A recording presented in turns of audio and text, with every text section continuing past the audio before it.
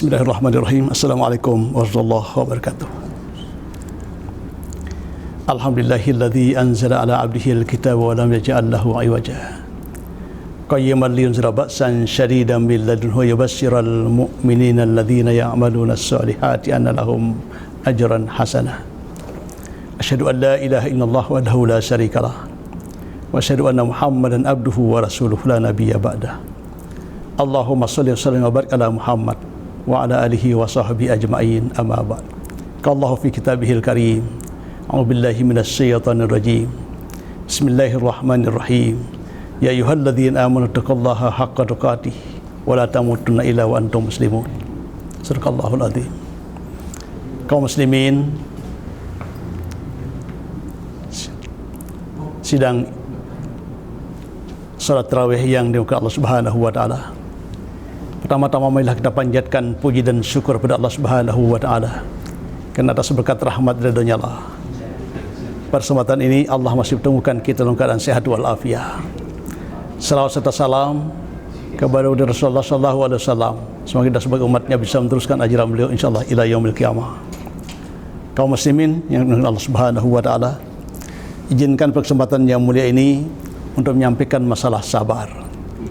Dalam suasana yang lagi serba sulit yang kita hadapi sekarang ini, kita lihat dunia sedang lagi berkabung. Dunia sedang lagi menghadapi masalah yang sangat besar yang belum ada obatnya.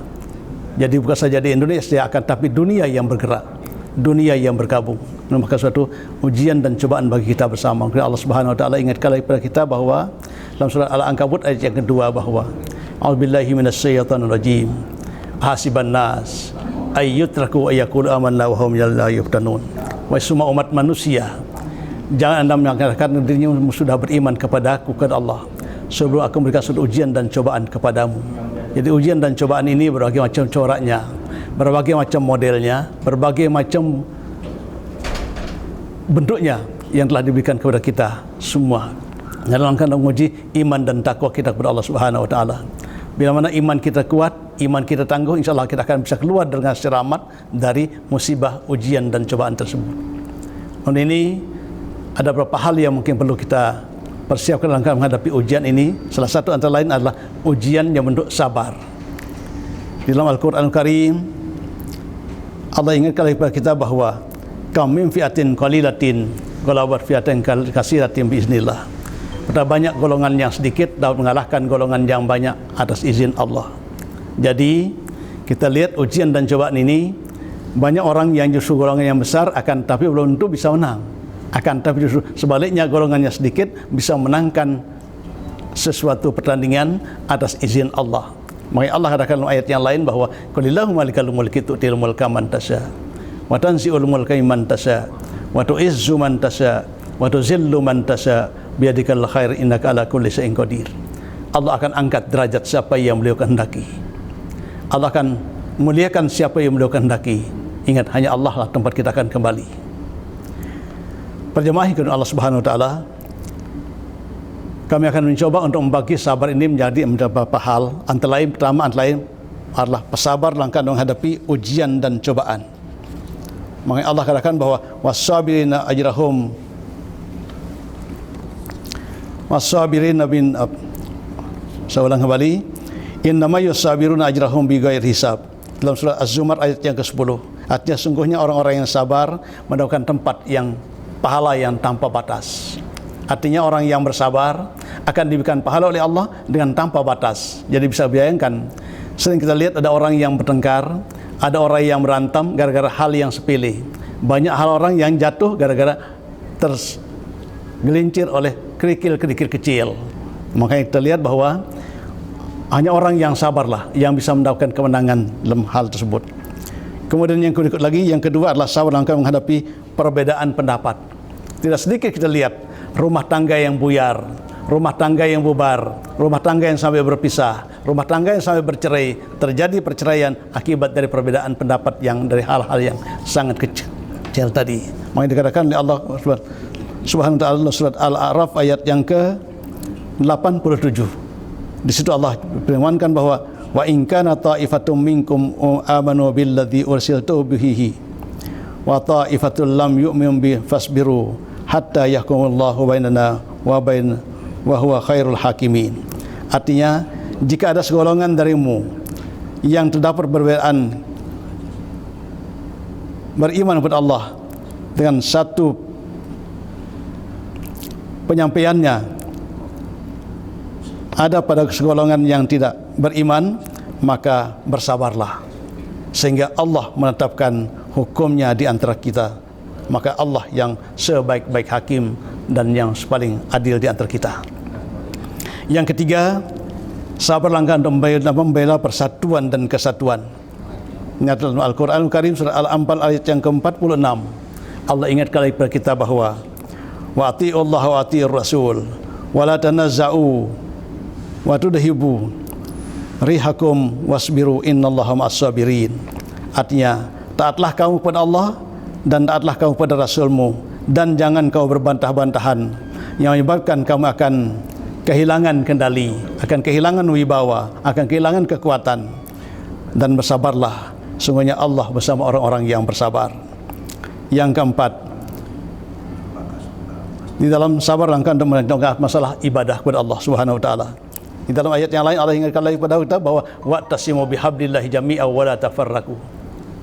Berpegang teguhlah kalian pada adanya Allah dan jangan kalian bercerai-berai.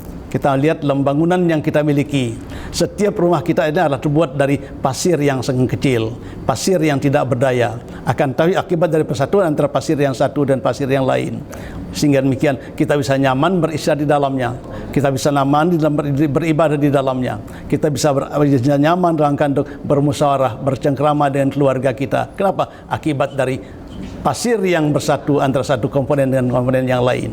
Jadi dengan kata lain, akibat dari persatuan antara pasir dan satu pasir yang lain tadi menyebabkan kita bisa nyaman, bisa istirahat dengan tenang di balik pasir-pasir tadi. Artinya apa? Kalau pasir saja bisa bersatu dan kuat, kenapa kita tidak bisa bersatu dan kuat? Makanya untuk itu, bagi para jamaah yang ada perbedaan pendapat, ada perbedaan, ada pertikaian satu sama lain di antara kita, ingat, jangan menyebabkan sebagai wadah untuk menyebabkan kita berpisah satu sama lain. Tidak ada masalah yang tidak bisa diselesaikan. Sekarang masalah corona yang lagi berkembang di Indonesia ini, ingat, kita sadari bahwa musibah itu bagaikan air laut. Tidak selamanya air laut itu akan pasang. Suatu saat dia akan pasang, pasti suatu saat dia akan mundur. Untuk itu kadang-kadang di antara kita, mungkin kami ambilkan lagi-lagi contoh yang lain, di dalam diri kita ini adalah kadang-kadang kita mengalami sakit gigi.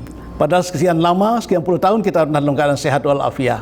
Akibat dari sakit gigi yang kita derita sebentar, seolah semua nikmat yang pernah kita rasakan tidak kita rasakan, kita tidak syukuri. Untuk itu kami ingat kepada kita bersama, mari kita bersabar. Sekarang dengan adanya keberadaan dari virus corona yang lagi berkembang di dunia ini, bukan lagi di Indonesia, apalagi di Jakarta Utara, tapi ingat, suatu saat dia pasti akan berlalu. Tidak selamanya dia akan bertahan dan bercokol di depan kita.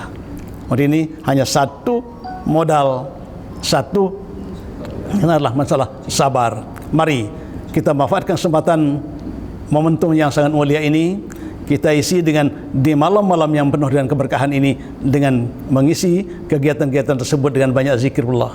Kita banyak mengaji kepada Allah, kita banyak berbincang kepada Allah dengan melalui baca ayat-ayat Allah Subhanahu wa taala. Insyaallah dengan demikian Allah akan angkat derajat kita. Makanya Allah katakan bahwa yarfa'illahu alladhina amanu minkum walladzina utul ilma darajat. Allah akan angkat derajat seseorang yang punya ilmu, kemudian diamalkan ilmu yang ada dengan sebaik mungkin, insyaallah Allah akan angkat derajat kita. Untuk itu dengan keberadaan ujian dan cobaan ini termasuk bagian dari ujian bagi kita bersama, terangkan untuk menghadapi ujian dan cobaan yang cukup berat ini. Berikut lagi yang keempat adalah sabar langkah menghadapi musibah. Allah Subhanahu wa taala ingatkan kepada kita bahwa wa'mur ahlaka bis-sholati wastabir 'alaiha. Hendaklah sabarlah, hendaklah Anda mendirikan salat, hendaklah engkau kerjakan dengan melalui cara yang sabar. Artinya jangan terburu-buru dalam hal salat. Kenapa demikian? Satu persatu di antara kita ini punya masalah. Tidak ada orang yang tidak punya masalah. Pasti masing-masing kita punya permasalahan. Jadi untuk ini mari kita melalui sabar, kita mohon kepada Allah, kita bercerita kepada Allah, kita tuturkan kepada Allah, kita mengadukan nasib kita kepada Allah. InsyaAllah tidak ada masalah yang tidak bisa diselesaikan. Untuk itu melalui solat, maka kita ingat seorang ulama yang bernama Imam Ghazali. Beliau dalam keadaan menulis bukunya, beliau selalu Ihya Ulumuddin, beliau selalu kalau pas lagi kehabisan modal, kehabisan bahan, beliau solat dulu, beliau tegakkan solat. Dengan melalui solat akhirnya datang lagi inspirasi yang baru. Berikut lagi yang kelima adalah sabar dalam keadaan menghadapi musibah. Sekarang kita lagi menghadapi musibah yang cukup besar. Tidak mudah menghadapi musibah ini. Memang sama halnya dengan orang yang naik kendaraan yang baru, naik kendaraan yang bagus, pas pada saat tiba-tiba remnya blong, akhirnya dia menghadapi musibah. Jadi ingat, itu semua makanya selalu kita ingatkan oleh Allah bahwa setiap dimanapun kita berada, hendaklah kita ingat pada Allah. Demikian Allah pun akan sayang dan ingat kepada kita semua. Allah ingatkan lagi kepada kita bahwa iza asabatuhum musibah qalu inna lillahi wa inna ilaihi rajiun. Apabila dapat musibah, datang musibah kepadamu, datang ujian dan cobaan kepadamu, dalam kembalikan inna lillahi wa inna ilaihi rajiun. Kami semua adalah berasal dari Allah dan siap kapanpun akan kembali juga kepada Allah Subhanahu wa taala. Berikut lagi yang keenam, sabar dalam menghadapi maksiat. Ini pun termasuk bagian dari hal yang masuk bagian dan tantangan. Kenapa demikian? Allah turunkan ujian dan cobaan yang demikian besar. Allah ingatkan kepada kita bahwa zaharal fasadu fil barri wal bahri ma kasabat aydin nas. Telah timbul berbagai macam bencana di dunia ini akibat dari perbuatan tangan umat manusia itu sendiri. Mungkin Allah sudah bosan melihat kelakuan kita. Mungkin Allah sudah bosan melihat tingkah laku kita. Mungkin akibat dari perangai kita, akhlak kita kepada Allah. Sudah dikumandangkan azan di masjid, akan kita masih tetap untuk main catur, skak, kita membanting-banting kartu yang tidak bersalah. Ini mestinya begitu mendengarkan azan dikumandangkan, kita lepaskan semua aktivitas yang ada, baik yang menyangkut masalah bisnis maupun permainan, lepaskan semua. Ayo kita memenuhi undangan Allah Subhanahu wa taala. Insyaallah dengan demikian Allah akan sayang dan Allah akan cinta kepada kita. Yang terakhir, sabar langkah menghadapi nikmat. Ingat, nikmat ini termasuk bagian dari hal yang tidak mudah. Makanya Allah katakan bahwa Rabbana ma khalaqta hadza batila. Semua aku ciptakan ini tidak ada yang sia-sia. Contoh, kami ambilkan contoh yang paling gampang. Baikkan ada semut, sehingga dikatakan dalam peribahasa bahwa semut begitu mendengarkan gula, pasti dia akan menemukan ini dia termasuk yang bagian yang enak. Begitu dia menemukan ada madu, akhirnya apa yang terjadi? Begitu dia menemukan lagi ada madu, akhirnya dia kasih tahu teman yang lain, teman-teman, ini ada madu yang sangat nikmat, sangat manis, ayo kita serbu dia. Dia tidak sadar bahwa dirinya termasuk bagian dari memiliki kaki yang sangat lemah. Apa yang terjadi? Begitu sampai di atas, hanya tidak sedikit di antara semut-semut itu yang mati justru dalam keadaan dalam keadaan kejebak dengan madu dan kenikmatan tadi. Demikian pula kita lihat teman-teman kita banyak yang kena KPK, banyak yang tertangkap, banyak yang salah-salah jalan. Kenapa? Akibat dari terbuaya dengan menikmat.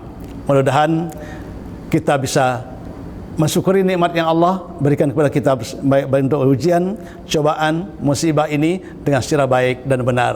Secara demikian kita akan selamat. Begitu bila mana kita meninggal dunia, kita akan kembali dalam keadaan yang husnul khatimah. Semoga ceramah yang sangat terbatas ini akan ada manfaatnya bagi kita bersama. Terangkan untuk mengisi kesempatan yang ada, sekaligus rangka untuk saling isi, saling asah, saling asuh di antara kita bersama. Sekian, terima kasih. Assalamualaikum warahmatullahi wabarakatuh.